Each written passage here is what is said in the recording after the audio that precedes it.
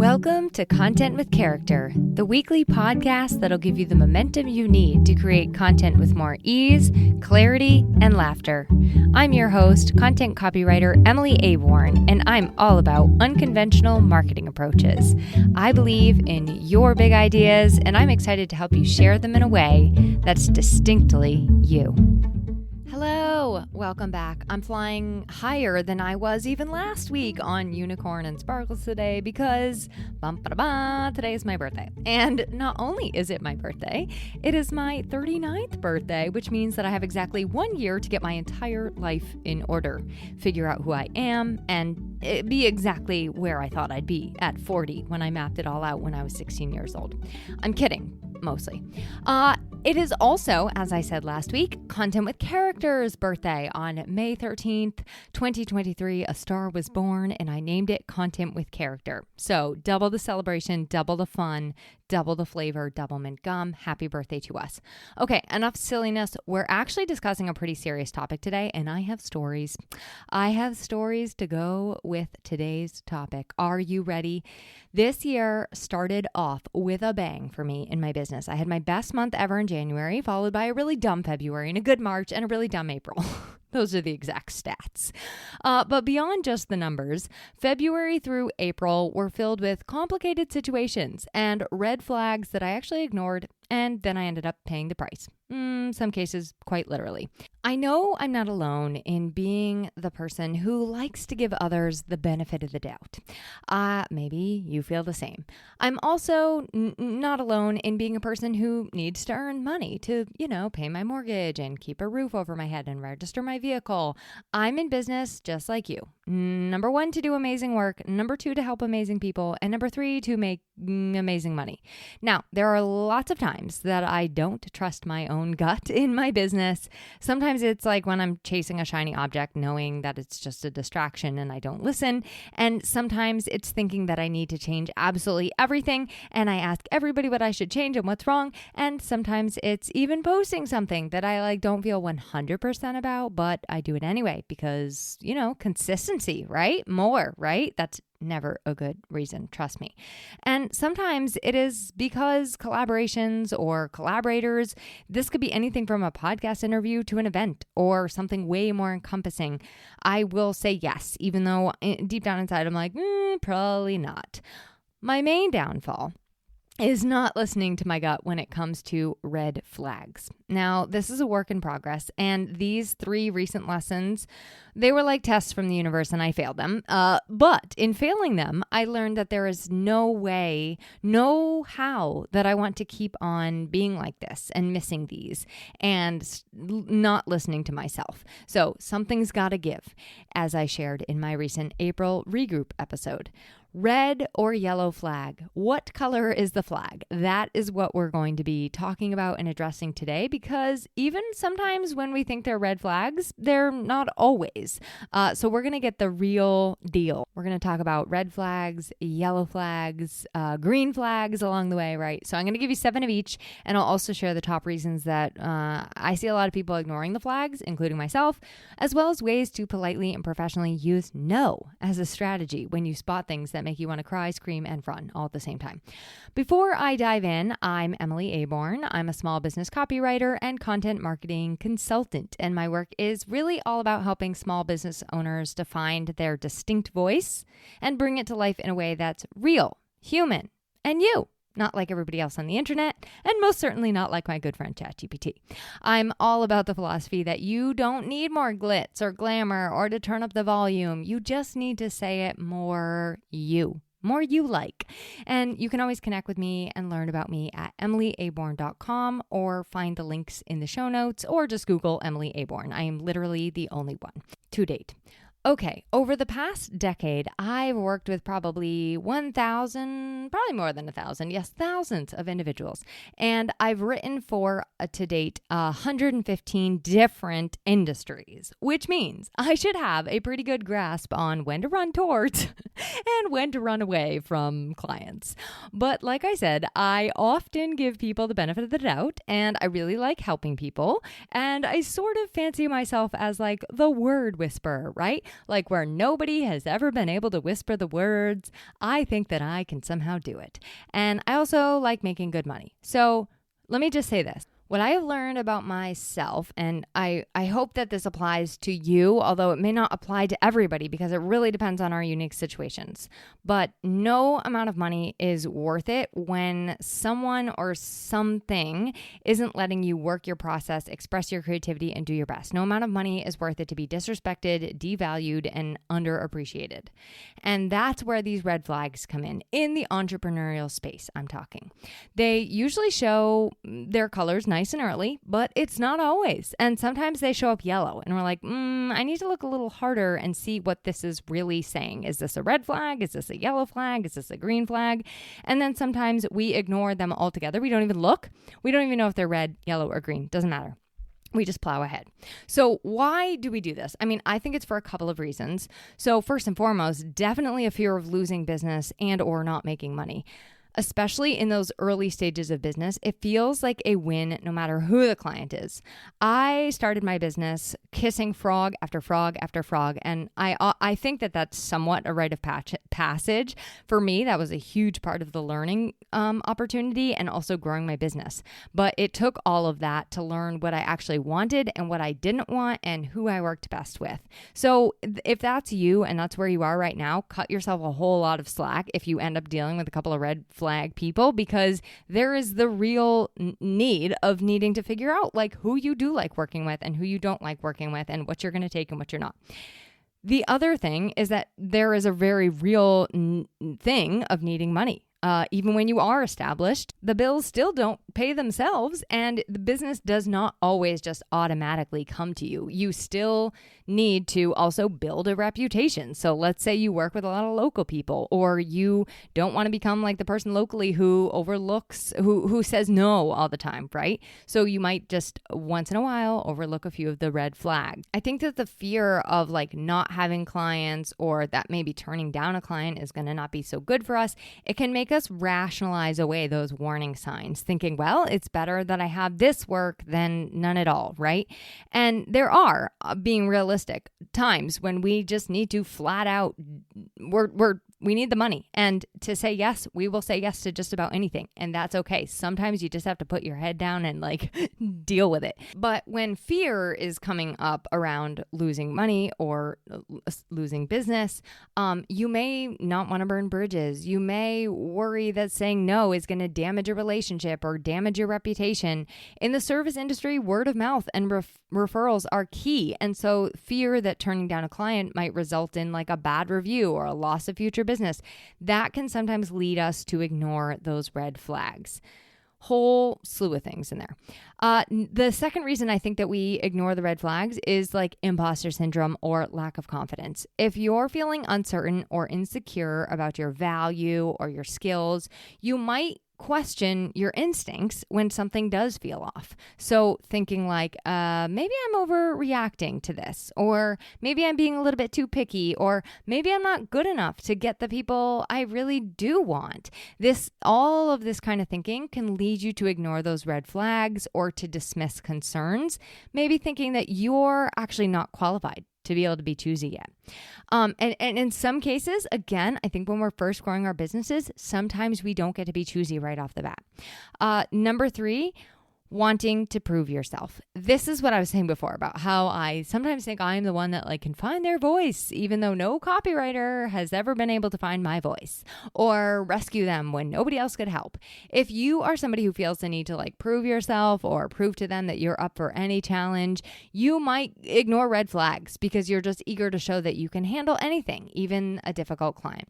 You might think, well, if I can make this work, I will show that I'm really, really capable. You might also just think that you want to help somebody that other people have deemed unhelpable. And this can all lead to saying yes when it really is a no. It can lead to overcommitting and burning yourself out with clients who just are not a really great fit for you. Number 4 reasons we ignore the red flags, misreading the situation. Let's not underestimate the power of this one, okay? We can't always see the red flags for what they are. We can convince ourselves that a client is maybe just asking a lot of questions or trying to be involved. We'll get into that in a little bit. But when in reality, those things might be that they're actually exhibiting signs of micromanagement or setting unrealistic expectations. So sometimes it's about not having enough experience of what those true colors are and being able to spot those red flags early. And sometimes we're just kind of like bypassing what we think, or we're misreading the situation. Number 5 is a lack of boundaries. And if you have not set clear boundaries with your clients, whether personal or professional, it can be really easy to skate over things that make you feel uncomfortable because you just simply have not established yet what is acceptable. Maybe this is your contracts where they're not clear, or your policies aren't really set in stone. It's all a little bit watery, leaving you a little wishy-washy. So where some red flags might stop you right there, you might see one and then be like, I'm going to keep on going, because you simply don't have the systems and processes in place or the boundaries in place to say, no, this is not for me. And my 6th and final reason I think that we do ignore red flags is we don't know how to say no. Saying no can be uncomfortable. And we're going to get into that a little bit in this episode, especially if you're still learning to navigate business relationships and say no in a professional way. Some service providers I know struggle to assert themselves, or they feel like they have to say yes to everything to keep their reputation intact. They fear rejection or disappointing other people. So they ignore their gut and they say yes when they should have said no, because they also didn't know how to say no honestly. So now, one of my stories. I met with a client back in January who, honestly, I didn't feel like it was a good fit. And I can say it was the kind of project I don't really like. I didn't really want it. And I didn't really think I could actually get what the client wanted. They were kind of tough. And instead of honoring that gut feeling, I just set a really high price tag, saying, well, hopefully this will kind of like be the no that they need. And then I went ahead and sent the proposal. Well, to cement the fact that I should have said no, there were some clear communication mishaps right at the beginning and a total lack of communication for a really long time, until they finally said yes. No problem to my proposal. So I'm like, oh boy, that backfired. Well, anyway, once we get underway, it was kind of like this domino of issues, like from the kickoff call, honestly, which led into more communication challenges and more and more. And suddenly I'm staring down a lot of unpleasant work. I'm way behind the timeline that we had estimated. So it was like toppling on all my other projects. And I actually even it got so bad, I considered bringing somebody else, like a subcontractor, in to do the work. But I realized, you know what, Emily, this is my problem. I actually wouldn't wish this mess on anybody else. So I had to put my head down. Onward I went. I had to plow forward, one foot in front of the other, and do it. The only way through was, in this instance, to go through it. That brings me to red flag number 1, which is inconsistent or unclear communication. This could look so many different ways. A client might be really vague in providing instructions or direction or expressing their needs. So the scope is like all watery, right? Or it might look like they ghost you and then they don't come back, and then they come back only when they are ready to start, and then they kind of ghost you and don't communicate well throughout the project. Or maybe it's like short, abrupt, harsh communication. It could look so many different ways. But in my personal and professional opinion, reciprocal communication is effective communication. And good communication, reciprocal communication, is the key to any successful partnership or collaboration. Lack of communication, rude communication, there's a whole bunch, but that is all ghosting. That is all red flag territory for me when it comes to working with clients. Red flag number 2, unwillingness to pay your rates. Ready for another story? This one is actually a 3-act tragedy. Act 1. Another collaborator and I were helping a former client with some website revisions.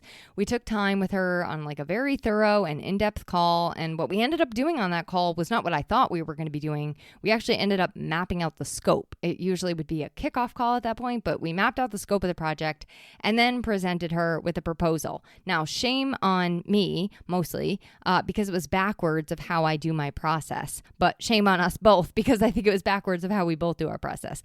My price was more than double what she thought she was going to pay for both of us combined. And she told me so. Though she did pay it, but then like she changed her mind a week later. She wanted a refund and she just I could tell she wasn't ready to invest at that level. There are lots of people who, there's more to that story. I'm not going to get into it, but there are lots of people who can't afford you. And chances are you're not the highest, you're not the most expensive. I'm somewhere smack dab in the middle of price ranges compared to copywriters of my expertise and experience level. But their pockets or wallets or piggy banks, whatever they got, those are not our business. Charge what you've decided to charge your worth. Don't let people tell you that price is too high or that you are not worth it. Or if they are in clear search of a bargain and unwilling to pay your rates, that is a red flag. Red flag number 3, scope creep. Okay, this is Act 2 to the previous aforementioned tragedy, and this was kind of like an increase of demands without a discussion on the new timeline and the new incurrence of fees. Scope creep is exactly that. When clients want work beyond what you've agreed to without realizing that, you know what, this actually costs more, or this takes more time, or this may not be something I offer. I know a fellow service provider going through this right now. The client has come back to her like 3 years after the project is completed to finish a bunch of stuff that is not even in her wheelhouse.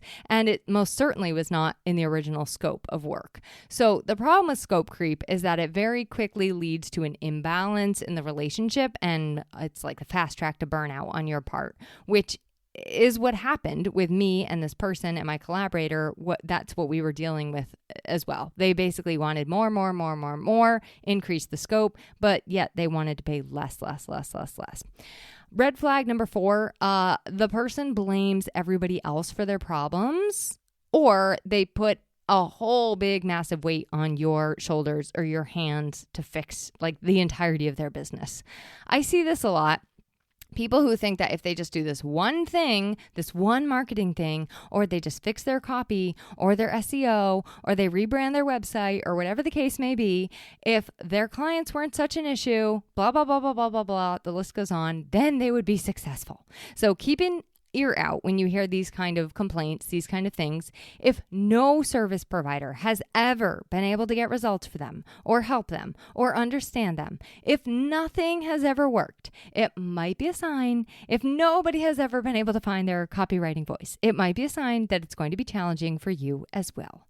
The client I said yes to in January said to me, nobody has ever been able to find our voice. And that, my friends, is when I should have said, well, chances are high that neither can I, and walked away. But no, I did not. I ignored that red flag. Red flag number 5, not to be confused with Mambo number 5, a disrespect for your boundaries. That should be a fairly obvious one, but if a client does not respect your working hours, your personal space, your time off, major red flag. If they call you when you say, please email me, if they leave things in a voice memo when you ask them to type them out for you only, if it's in reference to their project, if they use Facebook Messenger or Instagram to send you ideas when you clearly say, I need you not to use Facebook Messenger or Instagram to send me your ideas. I need it all organized here. Take heed. Take heed, my friend. Healthy boundaries are crucial for maintaining a professional relationship, and you can lay those out as strictly or as loosely as you need for your business. You're going to tweak them along the way, so don't get too attached. You can get feedback from other people too to make sure, like I'm talking about like service providers, people in your industry. You can get feedback to make sure that your boundaries are realistic and not like a little over the top, right? But when people disrespect your boundaries, that is a red flag. Red flag number 6, a disrespect of your process or of your expertise. This could also show up a number of different ways. I'm gonna get it. Now the question is, do we leave that vocal fumble or delete it? We'll leave it. Okay. I'm going to give you an example of 2, but the overarching issue here is a lack of professional respect and or trust. So maybe it's that they completely ignore your communication. That's my favorite. Maybe they bypass your deadlines, or they show just like the lack of organization or upholding their end of the bargain, forgetting that it is in fact a collaboration. Maybe they question your every move, or they don't trust you to do your job, or they micromanage you. I recently had a client that was this third one, the micromanaging. And that was the third one. That was the straw that broke this camel's back. And unfortunately, from the start, I didn't get all those screaming red flags. It was more like a dull yellow. But despite me having a very good process, like my process is tried and true, these people could just not work with my process. They were bucking against it at every turn, swerving this way and that way. But the way that I have mapped out for people, I know that it works because I've done it time and time and time again. And when people trust the process and my expertise, I get them the results that they're looking for. Now, I want to say as an addition to that, I'm actually pretty flexible and I do a lot of adapting my process in a way that works for different people's brains and different people's learning styles. This was not that, okay? There was no adapting to be done. It was just bulldozing. And in this instance, I actually ended up, this is part of the one I talked about at the beginning, I called it quits and I walked away. I provided a full refund, which I've never done before, and just walked away, saved myself a lot of stress, overwhelm. I could see it unfolding and I was like, no, I don't like where this is going. And that, my friends, is how ignoring red flags can cost you time, money, and energy, and a lot of stress and anxiety as well. Red flag number 7, last one, unrealistic expectations. We addressed this a little bit in a couple of these other categories, but basically if a client asks for something that is impossible or unreasonable, or they're putting all this weight and pressure on you without really understanding the complexity or time that it's going to take you, they may have a skewed perception of what is actually achievable, like what they're actually hiring you for. And this can, in my experience, lead to dissatisfaction or misunderstandings. So now let's get into some of these harder to spot, easier to ignore yellow flags because they're ambiguous sometimes. It's like a yellow light. Do I speed through or do I slow down? Speed through, slow down, speed through, slow down, slow down. I always speed through. By the time you've made your decision though, you don't have a choice. You have to either keep going or come to a screeching halt. So, false red flags, yellow flags. In a nutshell, things that you need more information about before you make your decision, or you need to give it a moment. Number 1 is asking lots of questions. So I actually really love lots of questions and I welcome them. And at first glance, this can seem like a red flag when a client is very detailed or they ask a lot of questions. Like sometimes I'm like, are they worrying? Are they trusting me? I'm a question asker myself though. And so a lot of times I believe that people are just trying to make the best, most informed decision for them. And in my opinion, it's up to me to help them do so. I also think that this can be a good sign that somebody is very serious about the project and they value a relationship and they really want to make sure that they understand my work and me better so that they can ensure it's a green flag for them as well. Now, where it crosses the line, it can go too far. I've even seen it go so far as to have people ask you, you can tell the mistrust is there, but they'll go so far as to ask me for free samples or trial periods of working for them for nothing. And I'm like, so sorry, but no. And here's my portfolio. I have many things for you to look at. That is a sample of my work. So it kind of, you have to feel it out. And it's depending on what those questions are, how satisfied they are with the answers that you give them. That's going to help you determine whether that's a yellow flag or a red flag. So go slow, proceed with caution, pay close attention. Yellow flag number 2, asking for changes mid-project. While this may seem like scope creep, in some cases, a client asking for changes isn't a red flag.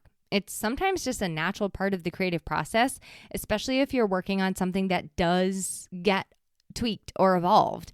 But it is important to set boundaries around this and charge where needed.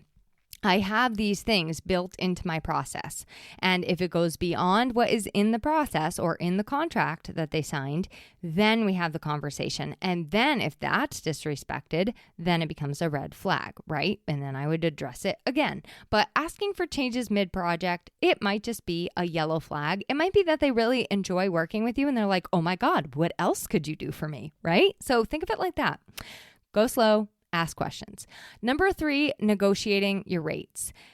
This totally depends on the nature of your work, but clients who ask about negotiating rates, they're not automatically a red flag. In some cases, they're going to say yes to your original rate.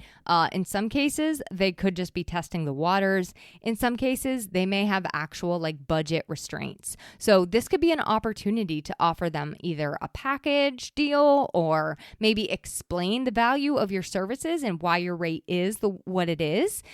You can also always say no, and you can offer other solutions like more DIY and less done for you, right? But either way, not necessarily a red flag, just proceed with caution. Number 4, slow payment initially. If a new client is a little slow to pay the first invoice, I used to think it was like definite red flag. Like, nope, they're not going to work with me and they don't respect me and they don't value me and they're not good at communication. I wrote this whole story.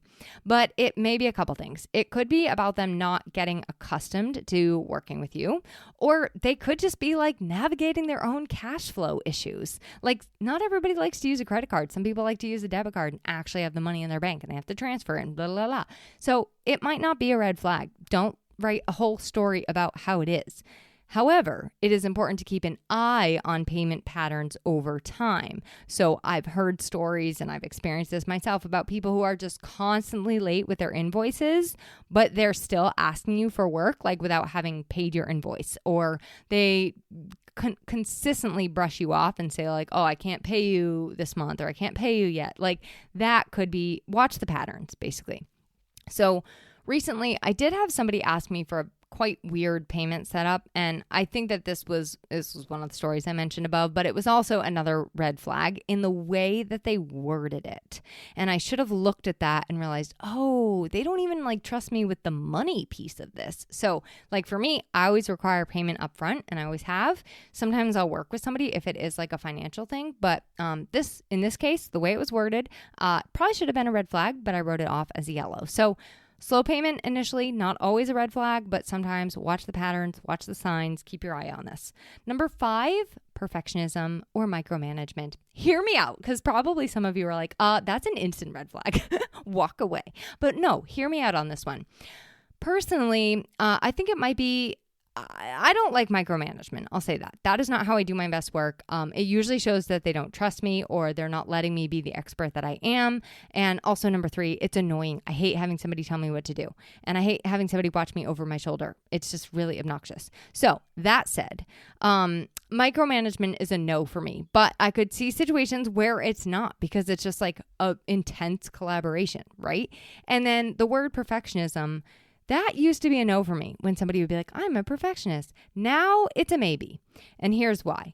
I've had some amazing clients who are self-acclaimed, quote unquote, perfectionists. And while it might sound like that's like, oh, I'm not going to trust you, or I am going to expect perfect, it's actually not always that. It might just be that they really care and they're really invested in the project. And some of those have turned out to be like some of my most fantastic collaborators.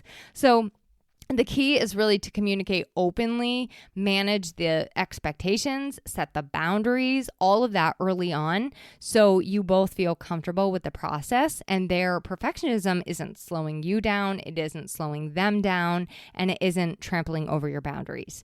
Like I said, I recently just worked with somebody who is a perfectionist, and she was great at what she does, and honestly, it was a dream collaboration. It really was. It took a little longer, and that's okay, because I have that buffered in, but she also really trusts me and respects me. And that was so evident. Just kind of was like sparkles and sunshine all around. Yellow flag number 6, uncertainty about what they want. When a client isn't unsure about what they need, it can feel really frustrating. A lot of people just write this off and say, that's a red flag. Sometimes it is a red flag when they have no clarity, but sometimes you get to be the one to help them find that clarity. You get to help them refine their ideas, work through their goals, bring their ideas to life clearly. And as a service provider, you get to offer value here by like maybe strategizing with them, guiding them through the process of discovery.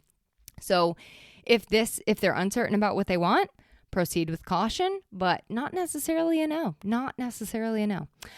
Number 7, preferring to handle some of the details on their own. This is the done with you. The done with youers. If a client wants to take on some aspects of their project themselves, like copywriting, for example, it might feel like they're undermining my expertise, but it might also just be that they like handling things. Like they might just be a really hands-on person and they are doing it in a way that doesn't interfere with the scope or the overall vision. So I think that a conversation about responsibilities helps clear this up. Like, what am I doing? What are you doing? I really like a client who want done with you. So maybe they do the writing and they just want editing or feedback. And I have like a pretty intense editing package with a fee for those kind of exact projects. I also have like strategy sessions where I will help them map out the steps and then they will go ahead and implement the steps. So these are all different ways to do it. I'm sure you have one of your own, but these can be a win-win. And it really can be a good way to help people who are the more hands-on type, who do prefer to handle some of the details on their own. It can help them to push the pencil a little faster, or maybe without so much overthinking or something. So to recap, red flag versus yellow flag. Real red flags, in my opinion, are about a lack of respect, ignoring or undermining values and boundaries, and a lack of trust or a lack of professionalism. They can show up in personality clashes, actual project types, wrong fit people. And they're things that are not going to change throughout the project and or client time working together. And it just leads to a lot of frustration. False red flags. Those are like maybe misunderstandings or communication snags or growing pains or just simple differences in working styles. And I think that these, with communication and clear boundary setting, these can be worked through. So look at those yellow flags and ask yourself what it really is. My advice to getting better at spotting these and upholding your own word to yourself, to like walking away when it is actually a red flag, are these. I have 5 of them for you. Number 1, build your confidence in your worth and your skills. You do not need to accept every single client. You are worthy of working with people who respect your expertise and time. Reflect on past experiences and think about like where you ignored your gut and whether or not that led to frustration. But I think taking time to look at those can really help you to prioritize, no, I am worth this. I do have good skills, and help you focus on the right clients. Number 2, set clear boundaries. Couldn't say it enough. From the beginning, set professional boundaries for communication, timelines, and payment. I have a whole episode on this. I'll link it in the show notes. It helps to reduce the likelihood of needing to confront those red flags later on. And if they don't like your boundaries, chances are high it's a red flag. Number 3, trust your gut, trust your intuition. Remember that it often comes, that intuition, it's not just like random messages from the sky. It usually comes from accumulated experience. So even if you don't know exactly why something feels off, trust that feeling. You've got the expertise to know when a red flag is a red flag and when it's not, right? Number 4, get support. If you are unsure about a client, get a business bestie, get a second opinion from a mentor, colleague, or another service provider. But talking things through can give you a really fresh perspective on it. Had I taken the words of a fellow service provider to heart recently with one of these situations I've talked about, I would have said no, and I would have saved myself a world of pain. Number 5, embrace saying no. Practicing saying no in small, low-risk ways, you can build that comfort with it. And it basically just helps to recognize that saying no to something you don't want, it opens the door to saying yes to something that you do want, a better opportunity. So if you do need to say no, if you have a hard time with it, or you're worried about preserving those relationships, or you want to keep the door open for something else down the road, here are some ways to do it professionally. Tailor these to your style and your voice, but give them a whirl next time you need to walk away. So here's one. That is not in line with my current focus in my business right now, but I appreciate you thinking of me. I'm currently booked and I won't be able to get your project in until XYZ date. Now, if you use this one when your schedule is actually full, remember that you're just kicking a can down the road. You're not always just saying no. So don't say it unless you truly don't care if they circle back, because they may. Another one is thank you for the opportunity. I'm not going to be sending you a proposal at this time, but I hope you find somebody who's able to provide you with the support you need. You definitely need to remember this is a little bit vague, and if you already promised to send them a proposal, you might need to say why you're not going to send one at this time. But with some tailoring, that is a nice, respectful short message. Here's another one. Based on what you're looking for, I don't think I'm the best fit for this project. I usually will explain why, but in some cases, this might be fine. You could just have somebody to refer them to, or maybe it's a case where you don't want to refer them to anybody. You can just bless and release. Another one is, I don't offer that, but I'd be happy to talk about other ways that we could work together. Use that when they're asking for something that's outside your scope, but you're open to other maybe aligned opportunities. And then for fun, if you're feeling ornery, no, I'm kidding. Don't ever use this one. But my favorite is, yeah, I could, but no. Just kidding. Don't say that ever.